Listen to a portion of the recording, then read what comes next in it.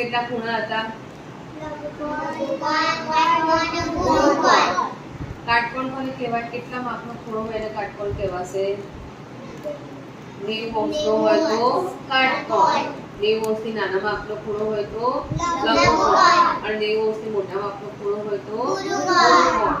ચલો હું તમને આનાથી બતાવું છું તો તમે મને કહેજો કયો માપનો ખૂણો બને છે. કાટકોણ બન્યો. ચલો આ કયો બન્યો? આ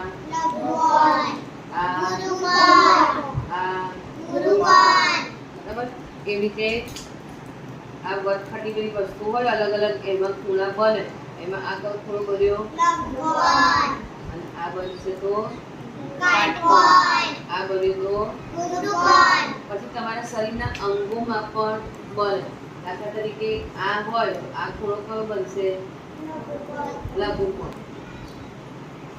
આનો આ હાથ હોય, આ હાથ હું આમ બતાવું, આ કયો ખૂણો બન્યો? અને આ બન્યો તો કયો બન્યો? લઘુકોણ. અને આમ બનશે તો કયો બનશે? બરાબર. અને એના સિવાય આપણી વર્ગખંડની વસ્તુઓ છે એમાં ક્યાં ક્યાં ખૂણો બને છે એ તમારે મને દોરીને બતાવવાનું. આ ચોક તમને આપું છું એ ચોકથી તમારે દોરીને બતાવવાનું. દીક્ષિતા ક્યાં બનાવ્યો ખૂણો? ટેબલનો. સરસ. વૈભવી ત્યાં ક્યાં બનાવ્યો ખૂણો? હા. ચલો કાવ્ય ક્યાં બનાવ્યો ખૂણો? સરસ.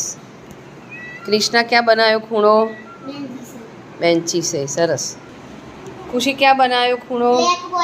સરસ. નીતા તમને ક્યાં મળ્યો ખૂણો? બતાવો ક્યાં બતાવ્યો? હા સરસ સરસ. જાનકી કયો ખૂણો પસંદ કર્યો ભાઈ? સરસ. બતાવો ક્યાં બતાવ્યો? હા સરસ. શું કર્યો?